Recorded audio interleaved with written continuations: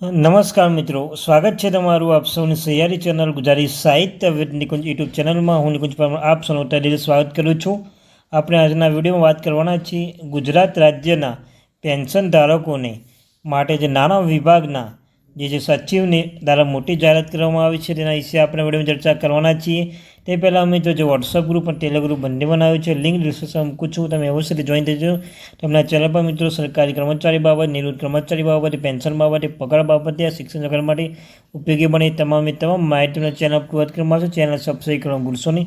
તો ચાલો વિદ્યાર્થી મિત્રો, વધારે સમય ન બગાડતા વિડીયોની શરૂઆત કરી છે. વિડીયોને લાઈક છે, નવા ચેનલ સબસ્ક્રાઈબ કરીને બેલ આઇકન બટન દબાવવાનું ભૂલશો નહીં. તો મિત્રો તમે જોઈ શકો છો અહીંયા જે લેટેસ્ટ અપડેટ આવી કે ગુજરાત સરકાર રાજ્ય સરકારના કર્મચારી સામાન્ય ભવિષ્ય નિધિ જીપીએફ એકાઉન્ટમાં હવે વાર્ષિક ₹5 લાખ સુધી જમા કરાવી શકશે તેવી આદેશ કર્યો છે. હકીકતમાં ભારત સરકારે જીપીએફમાં જમા કરવાની રકમની મર્યાદા નક્કી કરવા માટે 11 ઓક્ટોબર 2022 અને 2 નવેમ્બર 2022ના રોજ પત્ર લખીને સૂચના આપી હતી. રાજ્યના નાણાં વિભાગ હવે તેના અમલ માટે સૂચનાઓ ઠરાવ દ્વારા જાહેર કરી છે, જેના અમલ પણ 1 એપ્રિલ 2024થી શરૂ થઈ રહેલા નવા નાણાકીય વર્ષથી થશે.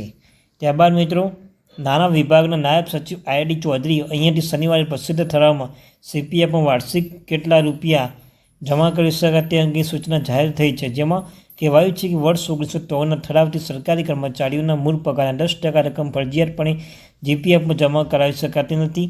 બાદમાં વર્ષ 2014માં તેનો સુધારો કરીને આ મર્યાદા કર્મચારીઓને મહત્તમ 50% સુધી મહત્તમ કપાત કરી લઈ જવાઈ હતી. બાદ કેટલી રકમ જીપીએફમાં જમા કરાવવાની તેની કોઈ જ મર્યાદા ન હતી. આથી ભારત સરકારે વર્ષ 11 નંબર 2 ઓફિસ મેમોરેન્ડમથી મહત્તમ મર્યાદા નિયત કરતાં વર્ષ 2024-25 વાર્ષિક ₹5 લાખની મર્યાદા નક્કી કરવામાં આવી છે. આ હતી મિત્રો લેટેસ્ટ અપડેટ. મળીશું નવા એક વિડીયો સાથે. Thank you very much.